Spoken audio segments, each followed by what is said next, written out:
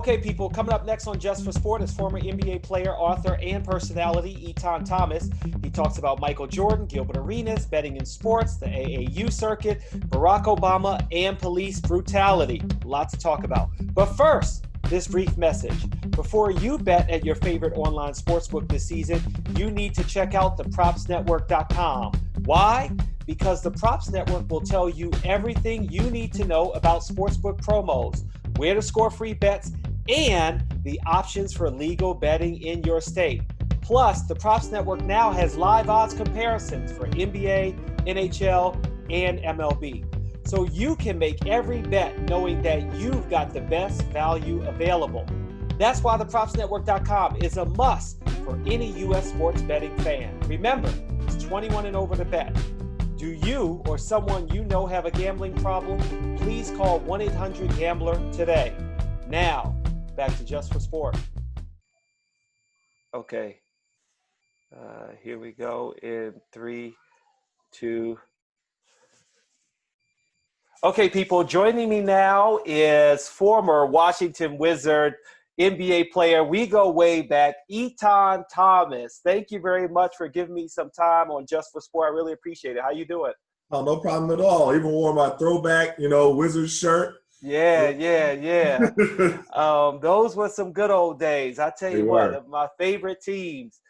When I first started, you were already there on the Wizards, and it was just such a magical time. I thought that team was going to go places, and we had a special team. It was. We just kept running into LeBron in Cleveland. That's what it was. I mean, the one year, and I don't remember. You came right after MJ, right? 06. I was there in 06. Was my first season. Okay, so you had a few seasons after that. So you wasn't there when we beat Chicago. No, and then I want to talk about that a little bit too. Yeah, that was a great series. But then after that, it was just Cleveland every year, like for 4 or 5 years straight. Yeah, the crab dribble. That's all I can go back to, right? Yeah. Let's start there, because I mean, your career has spanned basketball all the way to now being an activist, motivational speaker. But if we could start with basketball, The Last Dance.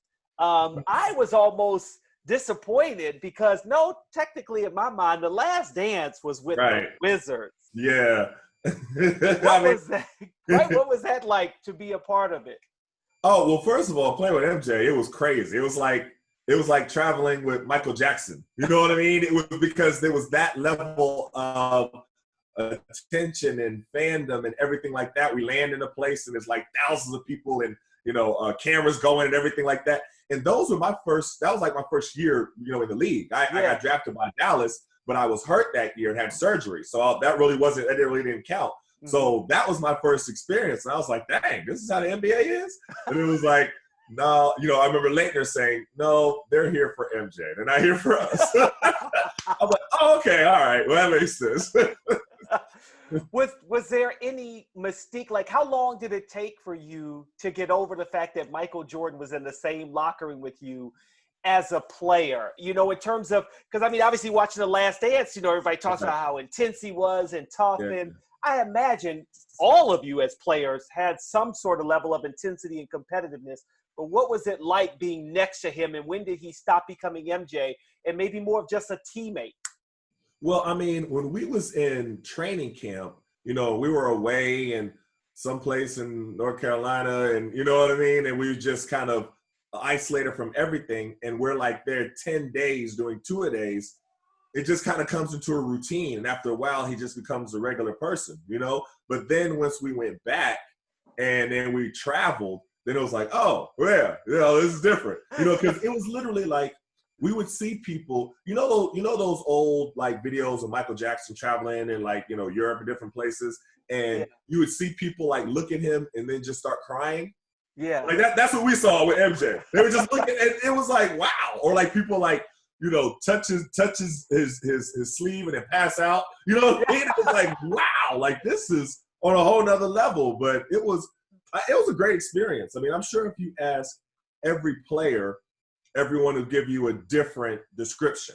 because they had a different experience. Mm-hmm. But for me personally, it was a great experience. Now, I was a young cat then. Doug Collins really wasn't playing me that much, so I was just kind of watching, and that's really what I did. I used those first 2 years in the league just to watch and learn. I watched and studied MJ and Byron Russell and Chris Whitney and Jahadi and Popeye Jones and Charles Oakley and Leitner. All of those guys, they were all vets. Mm-hmm. So my job was to just study and sit there quiet. I didn't have to, say anything. So a lot of times guys will say, from back then, I was really quiet.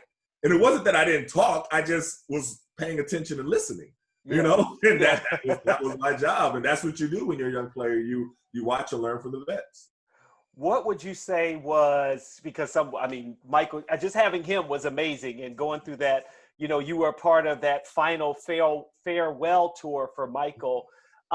Would you say that the Michael Jordan teams were just as good as some of the teams later with you, Gilbert, Karan, Antoine? Well, the thing about that is they were older, though. You know what I mean? So it's different. You got to understand, it was a different type of a setup.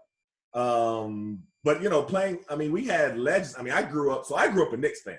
That's how I grew up. So for me, playing with Oakley was like, dang, this is Oakley. You know what I'm saying? Yeah. Because I always grew up rooting against MJ. Mm-hmm. Because I was a Knicks fan. If you're a Knicks fan, you grew up rooting against MJ. Yeah. So, but those teams, they were special, but the guys were older. So seeing, because there's a lot of things about, they were hurting. Like Leitner, his back was always hurting, and his, MJ, his knees swelling up, and he'd have to get trained. And Oakley was, his foot, and Popeye. They were all like legends, but they were older, so it's a little bit different. And that's funny because Leitner was also thought of like the second coming, and then when he got to the NBA, it was like, no, not really, but he seems to be a really cool guy. I know I'm pivoting a little bit here, but definitely. What was Leitner like? So my locker was right next to Leitner's, right? That's where I was, right? And the first time I met him, I said, you know what? I got to be honest with you. I literally grew up hating your guts. I literally hated you my entire life. And he started laughing. He was like, yeah, I kind of get that a lot. And, because I was a big Fab Five fan. Yeah. So in Leitner's, like that ESPN 30 for 30, everybody hates Leitner or something like that. Yeah, That's how I felt. I was like, Leitner is the devil. He is just, I hated him with a passion. But after getting to know him, especially with the Wizards, and I remember telling my boys this back in Tulsa, I was like, because they asked me, or I'd be on something and ask, hey, so who do you hang with the Wizards? Who's the coolest guy? You know what? Y'all are not going to believe this. But Christian Leitner is the coolest dude on the team. And they were like, Christian Leitner? Yeah. Dude, Christian Leitner? Yeah. I was like, I'm telling you, he was the coolest dude. And he really was. He is. It just, everything that I thought about him was not true. Yeah. It was a perception. He was perceived as being this way, and he was the complete opposite. The complete opposite. So, yeah, he was great. After we finished the podcast, he was like, hey, if y'all want to come fishing in Jacksonville, whenever you're in town, just let me know. I was like, what? I'm like, okay. This is... Yeah, no, he's the coolest dude on earth. Yeah. So, we go to those Gilbert Arenas years. You brought up that game-winning shot. You upset the Bulls. Mm. I just go back to those years from the outside looking in, but I know I was an employee, too, covering the team that I just thought it was special. When I think of a complete team, I thought that was a complete team. Yeah. Just didn't put it all together. What do you think maybe was a missing piece that didn't get you to the finals? Or, as you really kind of summed it up, it really was LeBron James. That's what it was. That's what it was. It was LeBron James. That's all it was. We had a special team. Gilbert was one of the, top players in the league, really, that year. He was one of the top. And, if he's not in the top tier, he was right under it. So he was the top. We had a special team, and Coach Eddie Jordan was a great coach. The way that he drew up things and he let guys play and he rewarded guys for doing well. Sometimes coaches can get locked in to playing certain units. And no matter if they're playing well or not, they always play. So Coach Jordan wasn't really like that. When he first came after, the MJ, retired again and Doug Collins left and everything like that, he was just, all right, everybody has a clean slate and whoever plays well is going to play.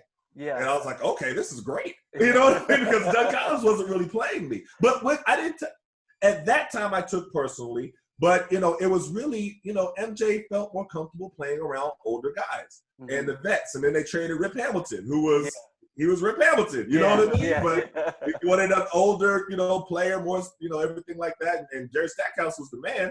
It was just two different things. But, but with Coach Jordan, the way that he operated everything, we had a special unit. And, first when Larry Hughes was there, now I think that was a big difference when they didn't re-sign Larry Hughes. That was a huge because him and Gilbert had a certain bond that Gilbert deferred to him, and he was like big brother type of a thing. And and his demeanor was so calming and everything like that.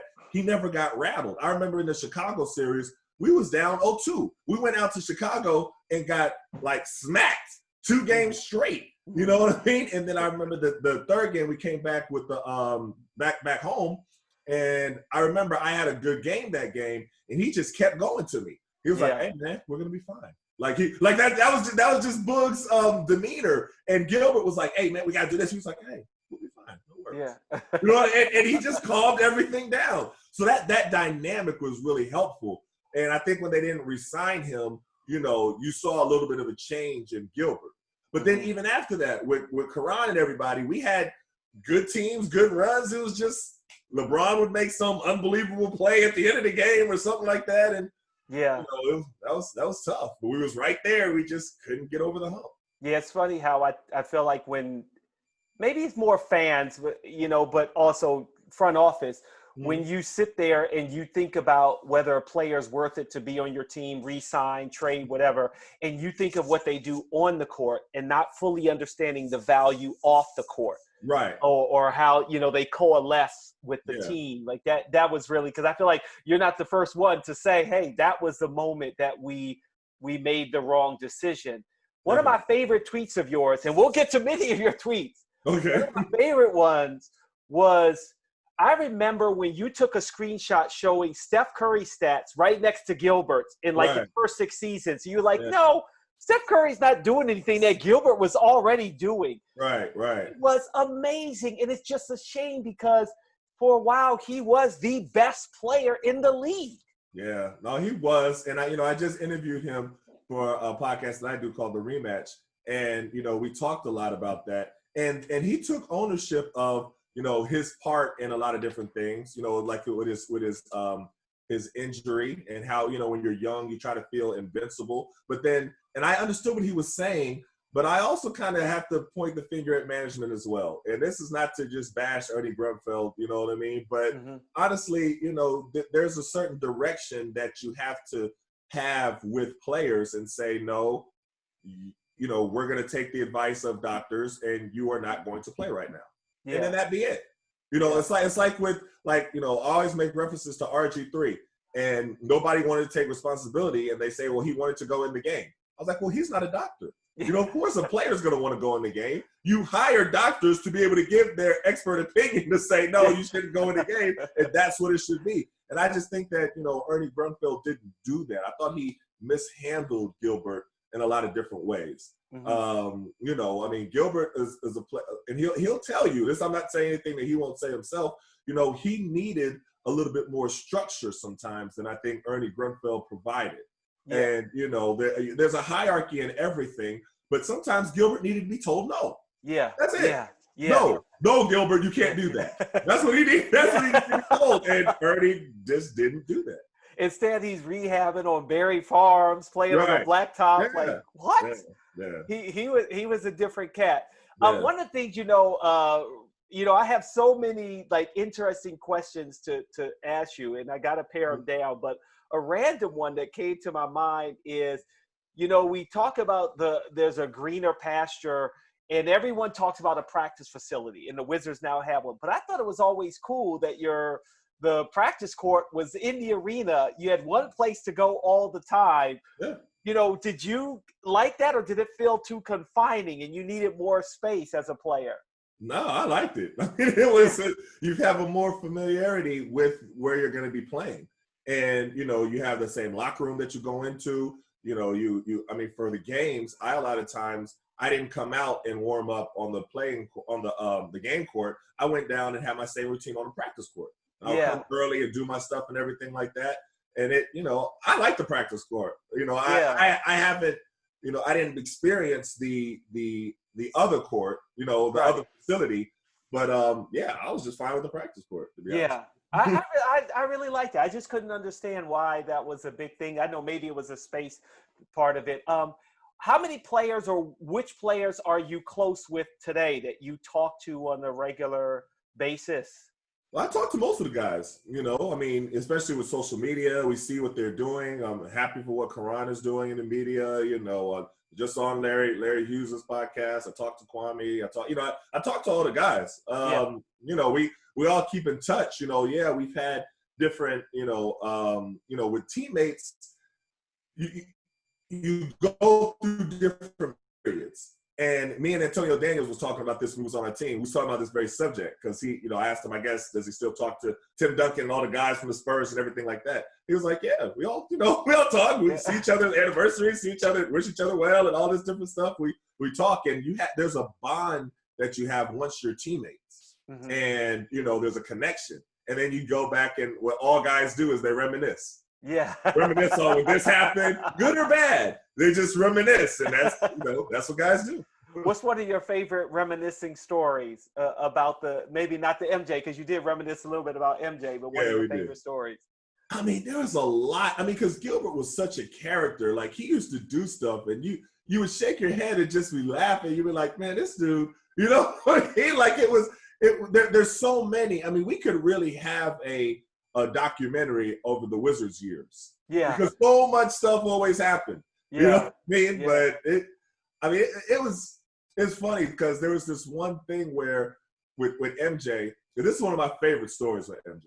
You know, because I coach my son's AAU team now, so I kind of use this story a lot. Oh, okay. So MJ it wasn't a bad game. It just wasn't an MJ game, right? And it was against Indiana. And what happened was, you know, Doug Collins was really trying to rest him for the next game because we had a back-to-back. But he didn't play a lot in the fourth quarter, and then we lost. And you know, he broke his record for scoring double digits. You know, because I guess he scored double digits all before and something like that, right?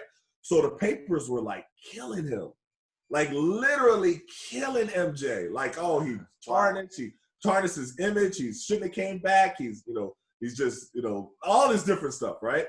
So I remember, and this is the funny part, is The Last Dance, when it showed MJ like reading the newspapers, right? He's like rocking and stuff like that. So I remember him doing that after that game. So he was just rocking, reading the newspaper in his locker. And he was like, like kind of just, and he kind of does like this. So he just rocking. So that next game we played, it was like the MJ show. Like he literally, I mean, he broke the record for the most points scored by a person his age or something like that. Mm-hmm. And it was just, then all the newspapers was like, oh, MJ's great again. He's the king. He's this. And I'm sitting there like, these are the same people that was just dogging him. and Leighton was like, yeah, that's how the media is. This is a good lesson for you. Pay attention. Because remember, his locker was right next to mine. Yeah. And I was just like, this is interesting. They will turn on you in a minute. And so if they turn on MJ, you know, all of us, it'll happen again. But that was just a real interesting moment. That was like a learning experience moment for me. Yeah. And that's interesting, too, because now you're on the other side of the media, and there's a lot to unpack with that. I want to start with the fact that I noticed it. I don't know if you pay attention to it. Okay. The number of players from the Washington Wizards that are all in the media. A lot of us. Gilbert, Brendan, Karan, you, Antonio Daniels, Antoine James, Larry Hills, Antoine James. Oh, everybody. Everybody's in the media. What is it? Was there something in the water in Washington? I know it was in the water PG County. But there was something in the Wizards' water. I don't know. It's interesting because I always had a kind of an adverse kind of a relationship with a lot of the media when I was playing. And so I mean, Gilbert's in the media. You know what I mean? I mean, everybody is in there. I don't know. Yeah, I was, who was I talking to? Oh, I was talking to Deshaun about that. He was like, yeah, all y'all guys in the media. Everybody's in the media. Yeah. And yeah, all of us. So yeah, I don't know. I can't call it. We're all doing something in the media. Yeah, it just makes me really happy. The other thing that makes me really happy is players, former Wizards that go to other teams and win rings, even when our team maybe didn't utilize them well or didn't believe in them. Nick Young has a ring. JaVale McGee has 2 rings. JaVale McGee has 2 rings. Daniel House is starting with the Houston Rockets. Yeah. I don't know. Right? I don't know. I mean, that goes back to, before with, Ben Wallace and Rasheed Wallace and Rip Hamilton. But I can't even imagine that unit together if they would have just all stayed together. Yes. Yeah. That's tough. I don't know. I mean, I thought, like LeBron was saying, not 1, not 2, not 3. Right. Together. Yeah, that's crazy. Man, but maybe part of it is that era, right? You talk about LeBron James and what Michael Jordan, as a Knicks fan, did to the Knicks. There was no chance of winning a championship for a good almost 10 years if he didn't retire those 2. And it's like, no, we had a quality squad. Yeah, that's true. We ran into an icon. Yeah, we ran into an icon. Yeah. So you're doing the rematch. Mm-hmm. You got the Collision on WPFW. Mm-hmm. You're on Fly TV. Mm-hmm. What changed, Etan? What made you say, I want to have a voice? And it's a great voice because not only are you talking sports, but the way you talk about politics, pop culture, entertainment. I mean, let me tell you, when you put out that tweet about the entanglement, I'm like, oh my gosh. It was great. Yeah, well, I was doing writing and stuff while I was playing. So, I would write so I would write for Hoops Hype, and then I have my little spats with some of the media people. I know Tom Knott, if he's still out there, he didn't like me at all. So I write an open letter to him. And I remember I had some with Ivan Carter, and I had to write. So sometimes I was motivated to write. But I just kind of kept doing it. And then it just was a natural progression. But I'm happy to see all the guys in the media and all of them doing well in the media. And, we've been on each other's shows and seen each other and, support each other and everything like that. I'm happy for them. Yeah. Would you ever consider being, an analysis, doing broadcasts, because I feel like that might be difficult because you do have some very pointed tweets in terms of where our government is and things like that. Maybe it's not in the cards, but is that something you enjoy maybe thinking about because you are coaching too? Yeah, well, that's not really my lane as far as the commentary and as far as the play-by-play or something like that. That's not really my lane. Mine is more, talking about sports and politics and talking about different topics and things of that nature. And I like doing interviews with guys. So that's really what I try to do with the rematch, is really, sit down, use in-depth interviews with guys where you get to know them on a different level that you didn't really know them before. Because, talking about Gilbert, I really liked that interview a lot because he explained a lot. And so I always knew Gilbert Arenas on a different level. A lot of people knew Hibachi, or they knew Agent Zero, or they knew No Chill Gil. And, he'll tell you our relationship was a little bit different, because we would have these in-depth conversations. He would come to my room sometime and we'd just chop it up, just talk. I mean, I remember during the elections, we're breaking down the electoral process. He doesn't understand that. Why is, we're talking about, we had these in-depth conversations. And whenever I told anybody that, they were like, wait, Gilbert Arenas? And I was like, yeah. I was like, y'all think y'all know him, but you don't. So I like to sit down and do an interview to show everyone the side of Gilbert that I knew. And have him talk about things. And I asked him one of his biggest regrets, and he talked about the gun incident, and he told the story of what actually happened, not really, because the story kind of got twisted, and how it happens. But, told the actual story of what happened, told his regrets, told us everything like that, what he's learned, how he's grown, and, how because he's in coaching now. I mean, we talked about how Kobe inspired him into coaching and things. So I, those in-depth interviews where you can learn more about an athlete than you already know, or that you think you know from just seeing him play or seeing little articles and things of that nature. So that's something I really enjoy doing. So it's everybody has their different lane in the media. So that's kind of where I like to be. It's funny because, listening to that podcast, because I do listen to your podcast and, hearing him talk, I still got to listen to the Jamel Hill one. After this one, I'll listen to Jamel Hill. But, that was a good one too. Yeah.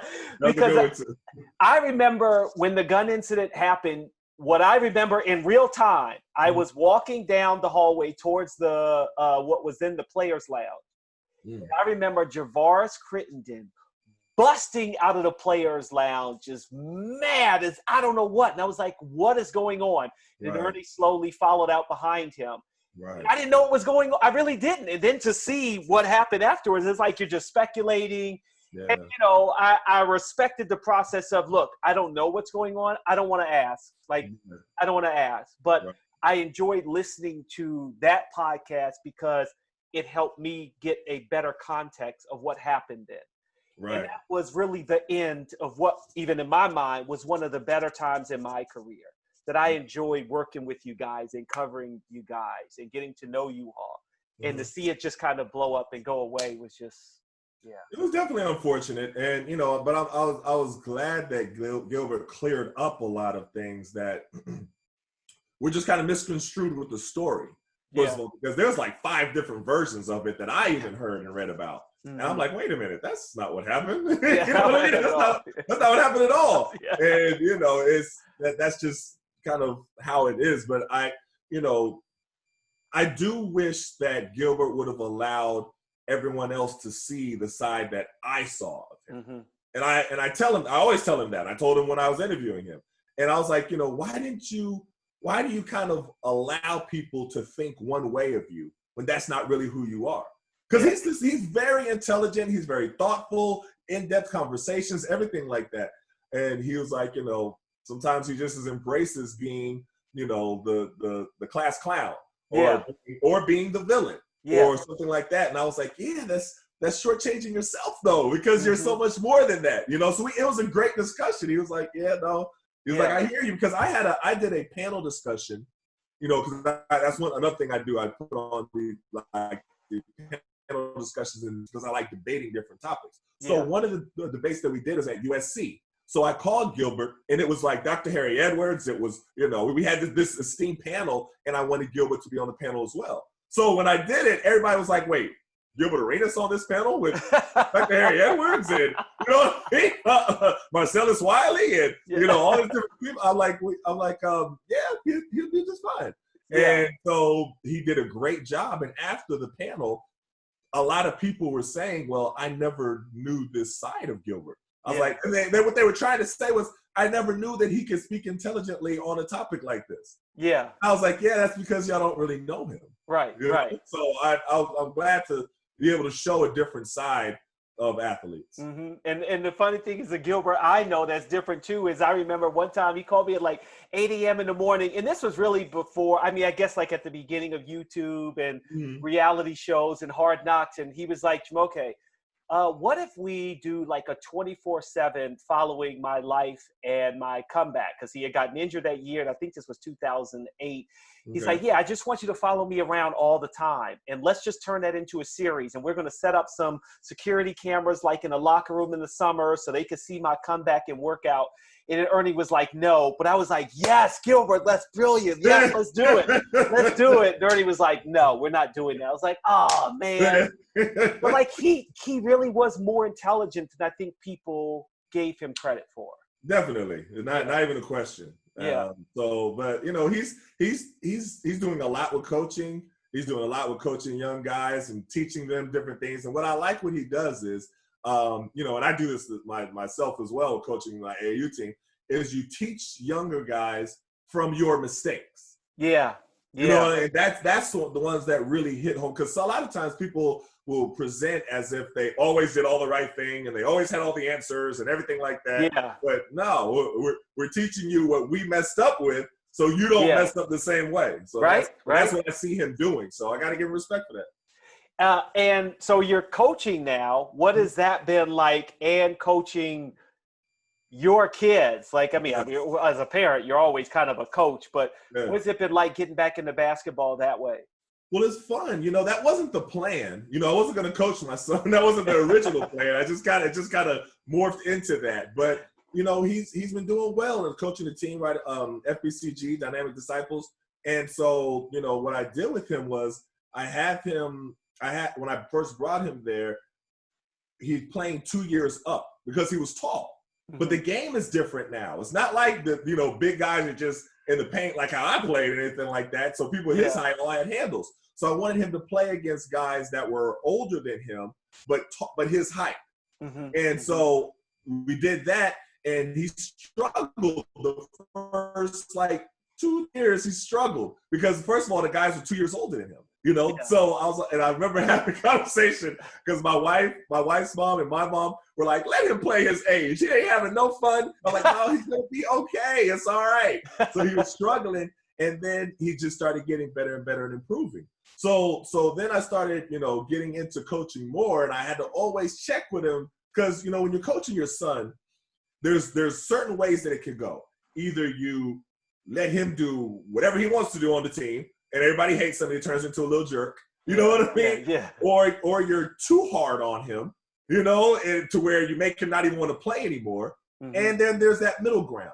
And I didn't want to be anywhere near the first option. You know what I mean? And I didn't want to go all the way to the other option. So I try to but I'm a little bit more towards the being hard on him. I got to be honest. Okay. Oh, no, I am. and so I always have to check with him and be like, all right. Like after the season, I'm like, all right, are you cool with me coaching you? Because I don't have to keep coaching you. You can go to He's like, no, it's cool, because I am harder on him because he's 2 years younger than everybody else. But that's just the natural, thing when you're coaching your son. You're like, you want to push him a little bit more, but I'm kind of hard on everybody. Mm-hmm. So they all say I'm like Coach Carter. They say that's the comparison they make for me. I'm like, all right, I guess so. But it's fun coaching young people. It's fun because AAU is such a valuable tool to preparing young men and women for life. Mm-hmm. So there's much more involved in it than just X and O's and basketball and everything like that for me. Yeah. I'm taking them to panel discussions. I'm taking them to debates I have. I'm taking them to different events. We're going to, the museum. We're doing all this different stuff. So there's a lot more involved, and I hold them accountable. Mm-hmm. So, they have to have their grades have to be right. Their behavior has to be right. Or, I hold them accountable. So but that's the way that I was when I was growing up, and that's the way I do now, pretty much. And that's funny that you talk about, he's 2 years younger, and it's like, well, when you're a freshman in college at Syracuse, and there were seniors, they were older than you, and you were pretty much a rookie with Michael Jordan. So it's I know, right? Yeah, I know, right? That's true. That is true. Where do you see sports going? AAU. There's a talk of a lot of things where it's corrupt. There are issues there. Coaches taking money under the table, players jumping back and forth. Betting will be something that all of these young kids are going to grow up with. That people will be betting on their games. Yeah. Where do you see? Well, let's say, where do you see betting going in terms of how they're going to grow up and how that will affect the game and where it may be with AAU now? Well, to be honest, that's why I got into coaching. That's why I wasn't going to get into coaching or anything like that. But that's what kind of pushed me to kind of shield him away from that. Okay. Because there was a lot of that coming in his direction, and a lot of that, coaches that wanted him to play for them and wanted to, a lot of different things. And I was like, yeah. Let me just keep it right here. It was almost like if you see Rocky V, when Rocky was trying to keep Tommy Gunn away from all the different stuff, and he was like, no, don't worry about all that's going to be. That's kind of how I am, to be honest with you, because there is an ugly side to AAU. Mm-hmm. There is. I mean, and that's the part where you can't necessarily shield, young players from it, but you have to prepare them to face it. Mm-hmm. And it could be enticing, and people. There are a lot of teams that are like win at all costs, mm-hmm. and they don't really care about the players. and they just, I saw that this past season, this past summer after the pandemic hit. Because you saw all of these different programs that were still pushing to try to play and try to have in the middle of a pandemic. Yeah. And, for me, I was just like, we're shutting it all down until everything gets straight with this coronavirus. And we saw that, and I'm not knocking anybody, but I saw a lot of programs that were still trying to push. And then they were having kids test positive and, and then whenever a state, usually a red state, would open up, then you would have a lot of tournament invites from that state. Whether it was Florida or Texas or Georgia. And I was like, no, we're not doing that. So I was just, I'm blessed to be able to have a good set of parents that all understood and we're all on the same page. And, I didn't have any problems, but we didn't play at all this season. Yeah. I feel like AAU may change a little bit because I feel like the advent of academies is coming up. There's Mount Bird, you got IMG Academy. I always used to think that was only like tennis. Now it's like basketball. Players are going to school, on some satellite campus where they can play all day and then compete against other academies. Yeah, it is. I mean, we used to have our big man camp down at IMG. So we would see how they did that with tennis. And the young tennis prodigies would be, 9 years old and they stayed there all year and everything like that. But there also is a thing of getting burnt out because sometimes it's too much. You know what I mean? I think, sometimes you need a break for something. So my son plays soccer and basketball. Wow, okay. And he loves both sports. Yeah. And I don't know. It's just different. When I grew up, everybody played two sports. Like half of our basketball team played football. Yeah. You know what I mean? Like it was more encouraged, but now, people kind of want you specialized in one sport. And I don't know if that's good or bad. I know soccer has helped my son a lot, just with footwork and everything like that. And he can run all day. And that, it's great for him. Yeah. But, I don't know. Yeah. Yeah, no, I agree with you on that. I love the thought of my little ones becoming two sports stars and playing whatever they want to, giving them the freedom instead of locking them down and giving them a career before they're like 6. Right. At 6. Like, hey, you should have to pick at 6. Yeah. You had Jamel Hill on your podcast. What was that like? And just, I feel like your guests, you've always had great guests, but they – your Fly TV, it seems to be growing more and more, getting bigger guests and expanding what you're talking about. Definitely. Had the chance to sit down with Adam Silver. We had Craig Hodges. It's been really great. But Jamel Hill's interview was really good because I hadn't heard her break down everything that happened at ESPN before this interview. Mm-hmm. And so, she just told me what happened. It wasn't that she got fired. It wasn't that, but she just went through the whole process of her and Michael Smith at His and Hers and how that came about and the problems that, happened after that. Then they went to PTI for a little while and, the way everything went, it was interesting. It's one of those also, the whole point of the show is to give people a chance to tell their story, and tell the misconceptions and say what really happened or to clear up some different things about themselves that people, because you know how rumors get, once they start spreading, people start believing something. You're like, wait, no, that's not true. Where did you hear that? And if they see it in print, they accept it as truth. Mm-hmm.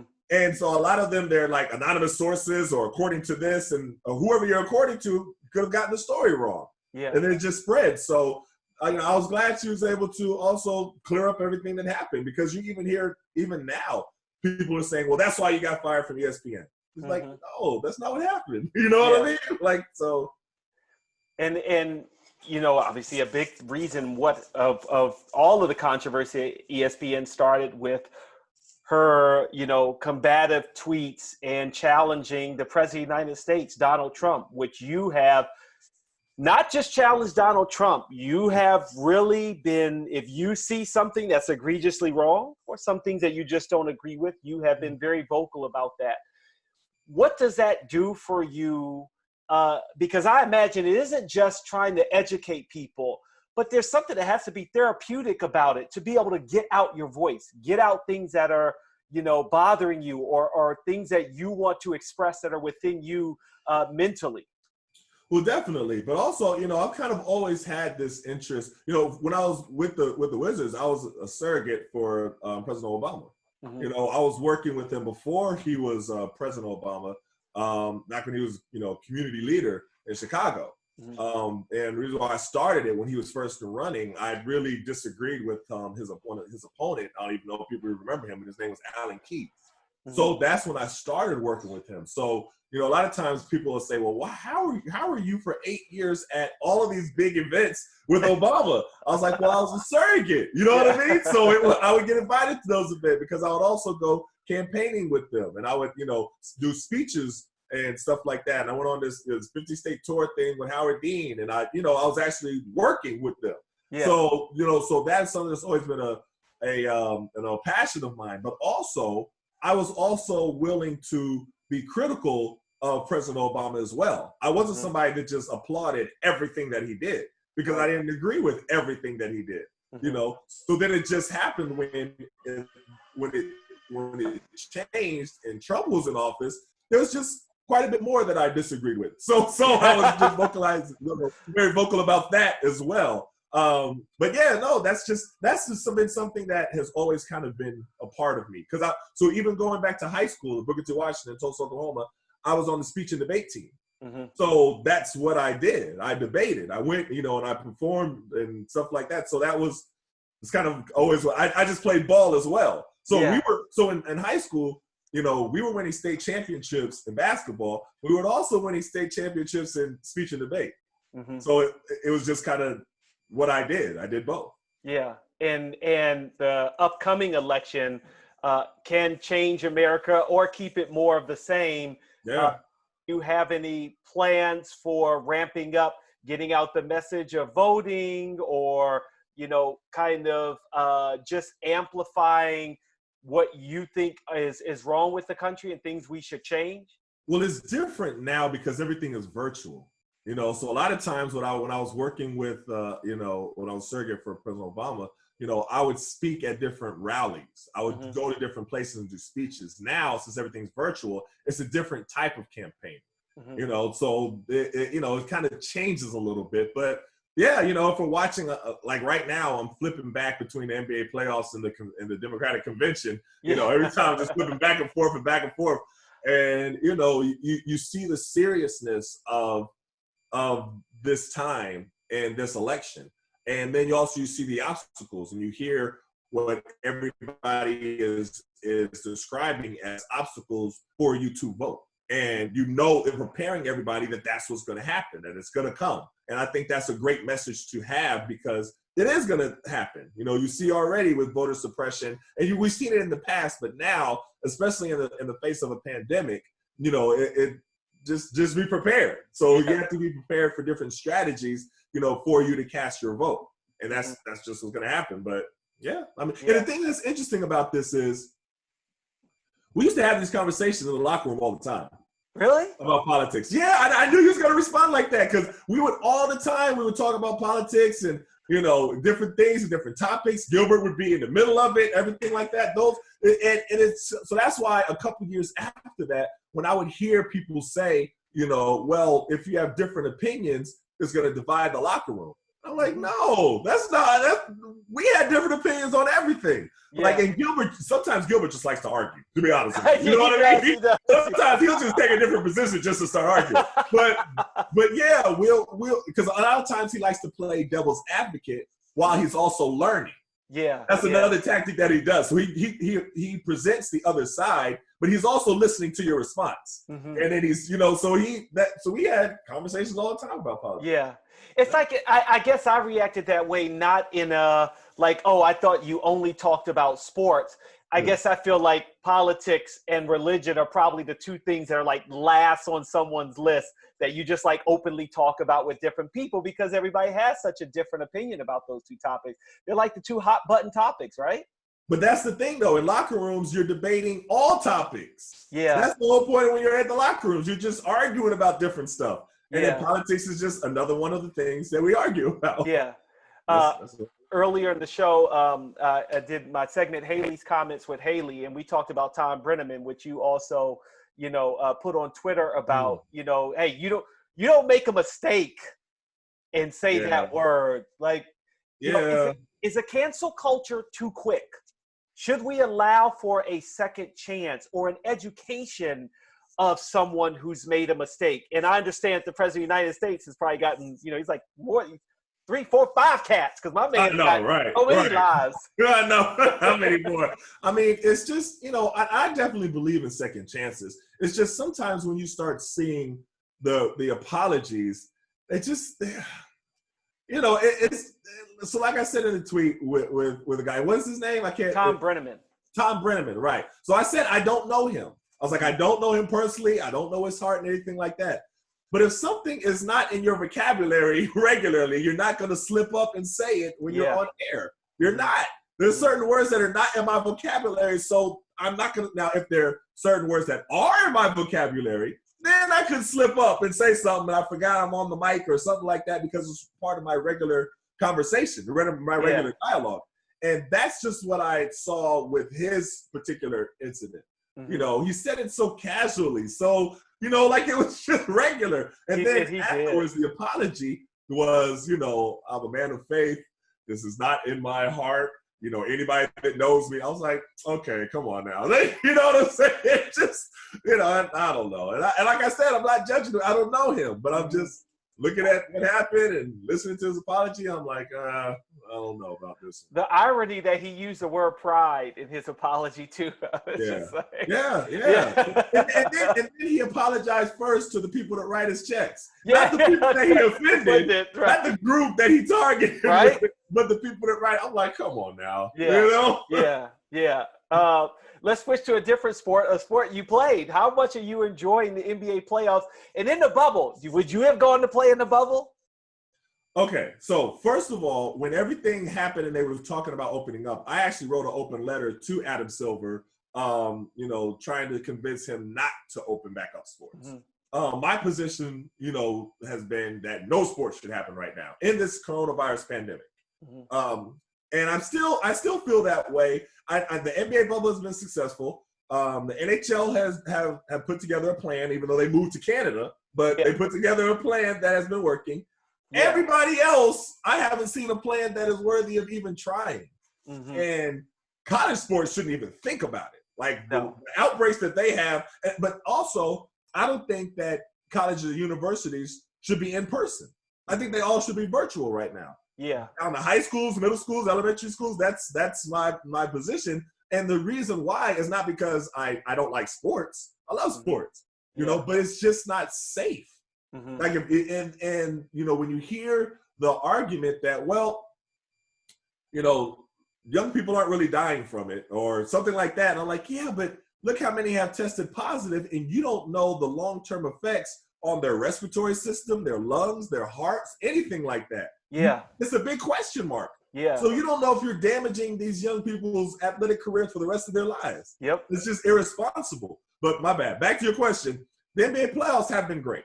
They have been great. They've been very, you know, exciting to watch. And the bubble, I didn't think that the bubble was going to be – I had questions about the presentation of it. With no fans, and then the fake crowd noise. And then at first when they had the TV monitors, they were kind of weird. It was like the Hunger Games. You know what I mean? Like everybody was like – I was like, this is a little weird. But then after you're watching it, they put together a good product, and you're, you know, watching the intensity of the game and the up and downs of the playing. And, you know, like I love that Carmelo's playing well after everybody counted him out. And, you know, trying to see if the Lakers are going to win. Now they're struggling because they're down 0-1. And, you know, my son's favorite player is Giannis.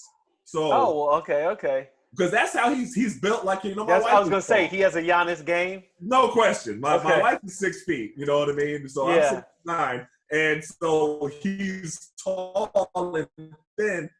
That's the game. He doesn't want to do any jump hooks in the middle of the paint and stuff like that with the, you know, back up and unders. That's not what he wants to do. He wants to come from the 3-point line and Euro step and do all that other stuff.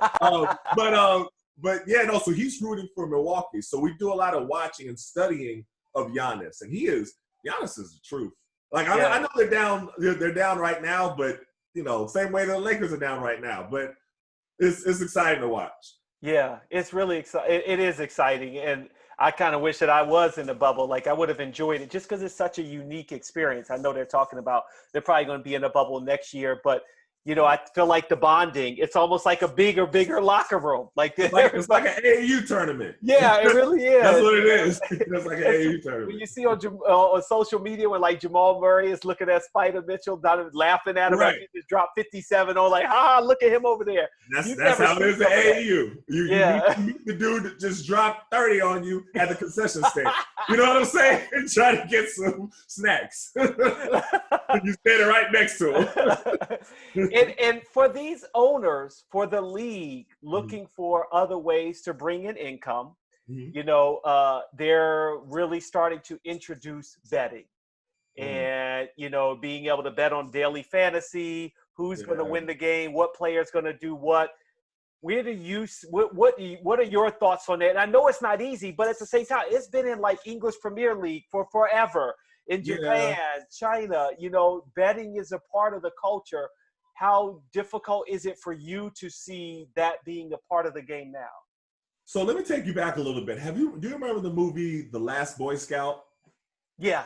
Okay, remember that movie where it was like with Bruce Willis and Damon Wayans? And so they showed the side of betting, that what can the bad side, the downside of how betting can affect the actual sport. And that's always my first thought when betting is introduced into the conversation, is The Last Boy Scout and what it presented. And people who have a lot at stake at different games, then trying to influence players one way or the other. And players getting in debts to one person, or fixing games, or that's just where my mind goes to. And now I understand the part that Vegas, of course, has been doing it for a very long time. And I understand, like you said, the English Premier League does it as well. But for me, that's what I think of. Yeah. And I don't know how you regulate that. I don't know how you stop a bookie from reaching out to a player and telling them, just keep the point spread, below 7. You can win, but just keep the point spread. Yeah. I don't know how you regulate that. You know? I think that, one, if you want a more recent movie about it, watch Uncut Gems, whether you like Adam Sandler or not. Oh, I haven't seen it. I haven't seen it. Right. Yeah. So watch Uncut Gems. With KG in it. And KG in it. Yeah. Okay. But it's a $40 billion industry or more. We're probably talking $60 billion by the time it's really up and running. Right. I think it comes down to BRI. If that basketball-related income includes it, and you as a player are getting some of that cut legally because it's in the CBA, then why take a chance with a bookie? Now I'm already getting money. I don't need to decide, I'll help you shave some points. No, I'm already getting money from this. So I'm good. Yeah, but you get more money from it. You know what I mean? So I hear you with the thought of you already have money, but they offer you that on top of what, something else is going to be enticing to a lot of players. Yeah. And I guess in my mind, I hope that's not the case, especially even with what we just experienced in the NBA with Tim Donaghy and them. I just don't think that that's an area that the NBA, should run into without being cautious. Because, everybody, when you hear conversations, they still already think that the NBA is fixed. Yeah. You know what I mean? Like, they still think that, but... they want to see LeBron versus Zion. You know what I mean? I just don't know if that's the best area to go into. I understand from an economic standpoint, but some things, supersede economics. And that's, I don't know. I don't know if we want to mess with the integrity of the game. And that would be my fear. That's my fear. Okay. I totally understand that. That's interesting. What else is next for you, Etan? I mean, I feel like you're, heck, no one's career is over. So you're just continuing to grow and grow. Is there something else that you want to start focusing on next as things continue to flourish for you? Well, I'm going to keep writing. We're starting off with, I write for The Guardian, I write for The Undefeated, and I write for a new platform here called basketballnews.com. And so I'm always keep writing. There's a lot of in the media that I want to continue to do. There's always a lot to talk about. So I'm just going to, keep doing it. I do a lot of work in the activism sphere, with the family members of victims of police brutality. So like Eric Garner's daughter and Terrence Crutcher's sister and, Trayvon Martin's brother.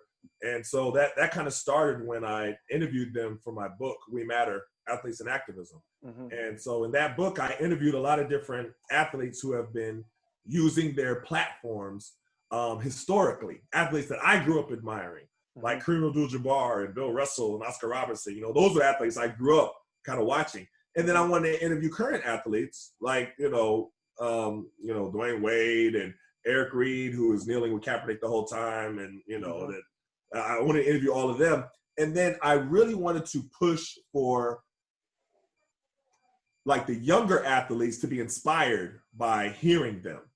So Bradley Beal, like I interviewed both Bradley Beal and John Wall for this book. And their interviews inspire so many people here in the DMV, because they always point to their interviews of how they have the courage to speak up about different things. And, they were marching in the rally, they were doing everything like that. So from that, I started working with, and in that book, I also interviewed family members of the victims of police brutality because I felt that the message was getting, purposely misconstrued as to what everybody was protesting for. I said, this is the people who are directly affected, people who have lost their lives to police brutality. And so from that, I started doing a lot of work with them. And what they all have in common is pushing for laws to be changed. So they're not pushing for an organization to tweet out Black Lives Matter. Even though that's cool, but that's not what they're pushing for, not what they're fighting for. And they're not fighting for defund the police, right? No one wants to defund the police per se. Well, what people also with defund the police, defund doesn't mean abolish. Right, they're two different words. Yeah. And, defunding the police are things that many police officers, even though they didn't call it defund the police, because I've done a lot of, workshops and panels, police officers, it's saying not have them have so much responsibility for things that they aren't trained to be able to do. Yes. Such as if there's something happens with mental health, they don't call the police for that. They call mental health experts for that. Right. You know what I mean? Or even, in schools where you have, security and everything like that. They don't have police in there. They have different people who are trained to be able to deal with young people in school. So it's more of giving them less responsibilities, and not having them, so then you don't have as much problems.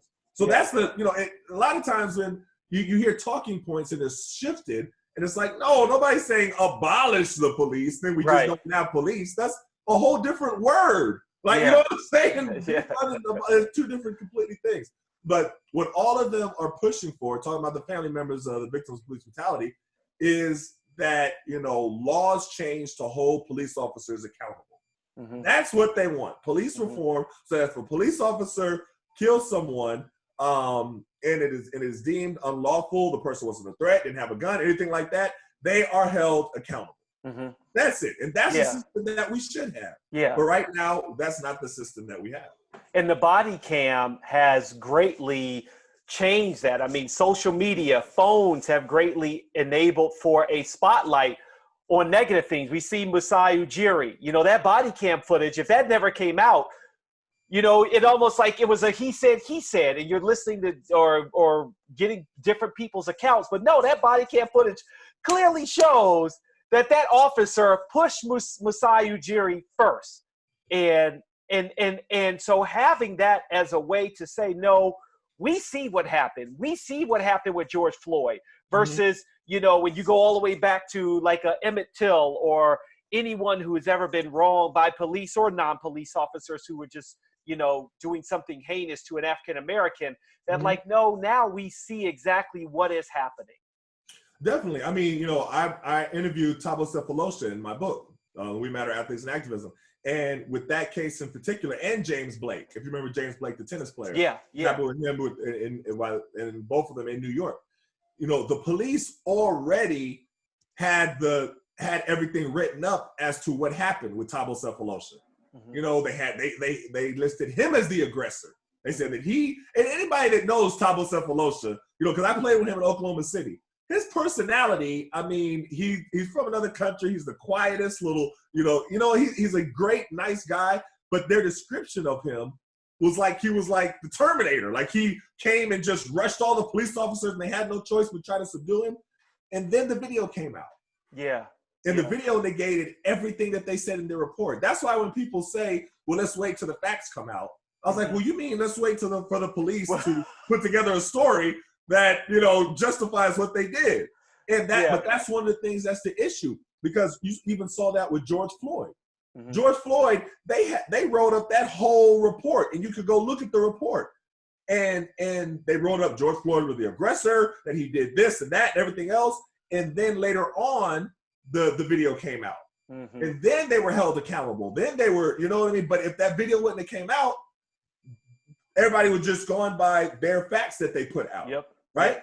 And so that's the problem. When you have so going back to the family members of the victims of police brutality, like, Tiffany Crutcher and Emerald Gardner and, Trayvon Martin's mom, Miss Sabrina Fulton, what they're all pushing for with police accountability is, like, one of the main things is when there is a death, when there's a murder, right, that there is an outside entity that investigates the murder.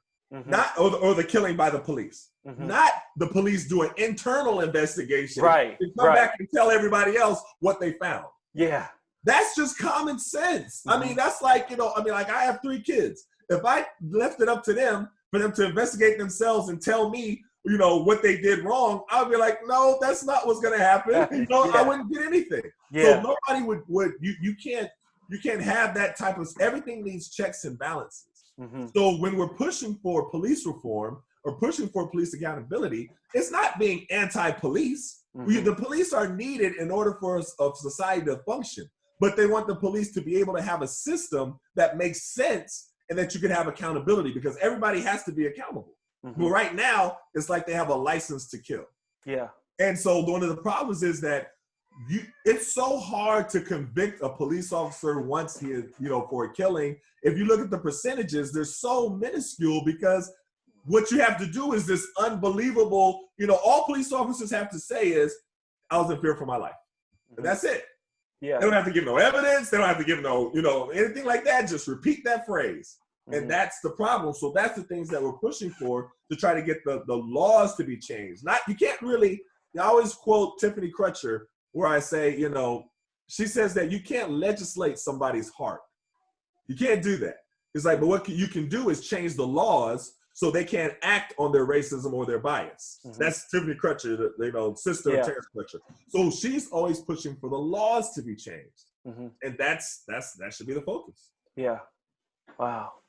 Etan, we could go on forever. Man, I thank you so much for coming on the show. I really appreciate it. No problem. Thank you. Congratulations to you. I saw the award. Yeah. Thank you. Like, look at my man over there with the voice. That's what's up. Good for you. Thank you, Etan. I really appreciate it. Yeah. All right. Have a good one. All right. You too. I want to thank Etan Thomas for coming on the show. I had a great time talking to him. And afterwards, we said, you know what? I think we're going to have a part 2. So stay tuned for that. I hope you enjoyed Haley's comments. Thank you very much for listening and or watching on the Props Network YouTube page. Please share it and leave a review. You can catch past pods and subscribe to future ones on Apple Podcasts, Stitcher, iHeartRadio, Google Podcasts, Spotify, Pandora, and more. You know what I'm about to say. Ciao for now.